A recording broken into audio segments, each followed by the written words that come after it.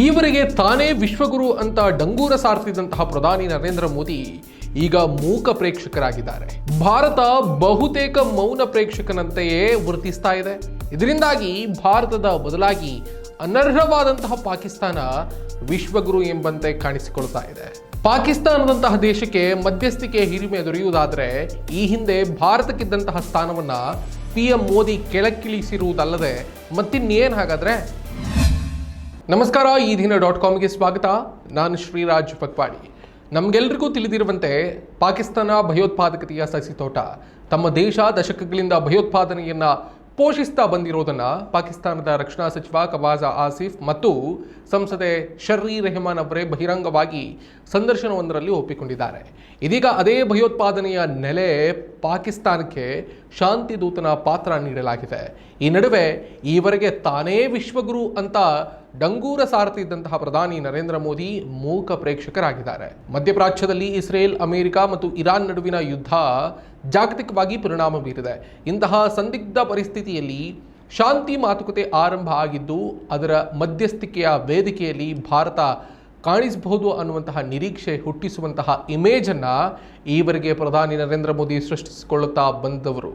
ಆದರೆ ಅನಿರೀಕ್ಷಿತವಾಗಿ ಈ ಮಧ್ಯಸ್ಥಿಕೆ ಪಾತ್ರದಲ್ಲಿ ಪಾಕಿಸ್ತಾನದ ಹೆಸರು ಕೇಳಿ ಬಂದಿದ್ದು ಅಚ್ಚರಿ ಮೂಡಿಸಿದೆ.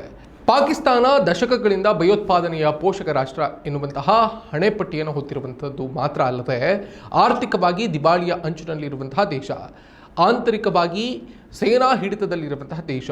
ಇಂತಹ ದೇಶವೊಂದು ಇರಾನ್ ಮತ್ತು ಇಸ್ರೇಲ್ನಂತಹ ಪ್ರಬಲ ದೇಶಗಳ ನಡುವಿನ ಸಂಧಾನಕಾರ ದೇಶವಾಗಿ ಪಾತ್ರವಹಿಸುವಂಥದ್ದಾಗುವುದಕ್ಕೆ ಕಾರಣ ಯಾರು? ಅಷ್ಟಕ್ಕೂ ಇದು ಅರ್ಹತೆಯಿಂದ ದೊರೆತ ಜವಾಬ್ದಾರಿ ಅಲ್ಲ ಅನ್ನೋದು ಕೂಡ ಸ್ಪಷ್ಟ. ರಾಜತಾಂತ್ರಿಕ ತಂತ್ರವೋ ಅನ್ನುವಂತಹ ಪ್ರಶ್ನೆಯೂ ಕೂಡ ಇದೆ. ಇವೆಲ್ಲವೂ ಪ್ರಧಾನಿ ಮೋದಿ ವಿಶ್ವಗುರು ಎನ್ನುವಂತಹ ಪ್ರಚಾರಕ್ಕೆ ಕುತ್ತು ತಂದಿರೋದು ಸತ್ಯ. ಪ್ರಧಾನಿ ಮೋದಿಯ ವಿಶ್ವಗುರು ಇಮೇಜ್ಗೆ ಕುತ್ತು. ಕೇಂದ್ರ ಸರ್ಕಾರ ಕಳೆದೊಂದು ದಶಕದಿಂದ ಪ್ರಧಾನಿ ನರೇಂದ್ರ ಮೋದಿ ನೇತೃತ್ವದಲ್ಲಿ ಭಾರತ ವಿಶ್ವಗುರು ಆಗಿದೆ ಅಂತ ಬಿಂಬಿಸಲು ಸತತ ಪ್ರಯತ್ನ ಮಾಡುತ್ತಲೇ ಬಂದಿದೆ. ಭಾರತ ವಿಶ್ವಗುರು ಅಥವಾ ಮೋದಿ ವಿಶ್ವಗುರು ಅನ್ನುವಂತಹ ಪರಿಕಲ್ಪನೆಯನ್ನ ಜಾಗತಿಕವಾಗಿ ಬಿತ್ತರಿಸುವ ಯತ್ನವನ್ನು ಕೂಡ ಸಾಕಷ್ಟು ಮಾಡಿದೆ. ಆದರೆ ಈ ಪ್ರಯತ್ನ ಎಲ್ಲವೂ ಕೂಡ ಟುಸ್ಪಟಾಕಿಯಾಗಿದೆ. ಈಗ ಪ್ರಧಾನಿ ಮೋದಿ 2014ರಲ್ಲಿ ಅಧಿಕಾರಕ್ಕೆ ಬಂದ ನಂತರ 2026ರ ಏಪ್ರಿಲ್ವರೆಗೆ ಒಟ್ಟು 99 ವಿದೇಶಿ ಪ್ರವಾಸಗಳನ್ನು ಮಾಡಿದ್ದಾರೆ. ಈ ಮೂಲಕ ವಿಶ್ವದ 79 ದೇಶಗಳಿಗೆ ಭೇಟಿ ನೀಡಿದ್ದಾರೆ. ತನ್ನ ಈ ಪ್ರವಾಸವನ್ನೇ ಪ್ರಚಾರಕ್ಕೆ ಬಳಸಿಕೊಂಡಿದ್ದಾರೆ.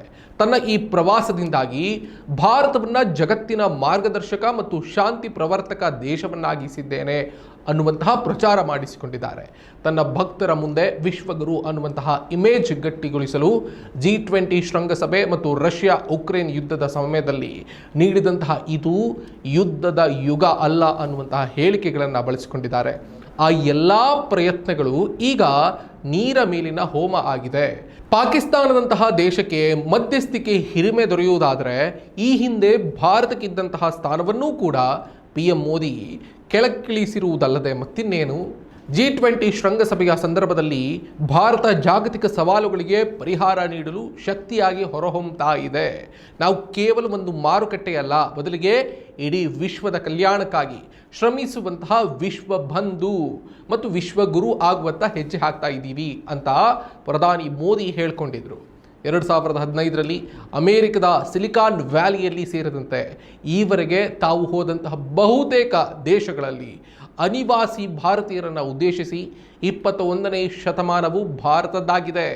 ಒಂದು ಕಾಲದಲ್ಲಿ ಜಗತ್ತಿಗೆ ಜ್ಞಾನದ ಹಸಿವು ನೀಗಿಸಿದಂತಹ ಭಾರತ ಇಂದು ಮತ್ತೊಮ್ಮೆ ಜಾಗತಿಕ ನಾಯಕತ್ವ ವಹಿಸಿಕೊಳ್ಳೋದಕ್ಕೆ ಸಿದ್ಧ ಆಗಿದೆ.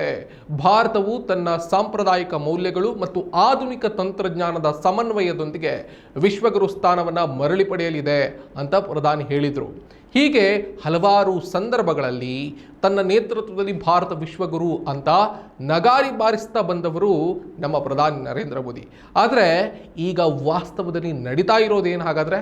ಈ ಹಿಂದೆ ಹಲವು ಯುದ್ಧಗಳ ಸಂದರ್ಭದಲ್ಲಿ ಭಾರತ ಅಲಿಪ್ತ ನೀತಿಯನ್ನು ಹೊಂದಿದ್ರು, ರಾಜತಾಂತ್ರಿಕವಾಗಿ ದೃಢವಾದಂತಹ ನಿಲುವೊಂದನ್ನು ಹೊಂದಿದ್ರು. ಆದರೆ ಮೋದಿ ಪ್ರಧಾನಿಯಾದಾಗಲಿಂದ ಈ ರಾಜತಾಂತ್ರಿಕತೆ ಬುಡಮೇಲಾಗಿದೆ.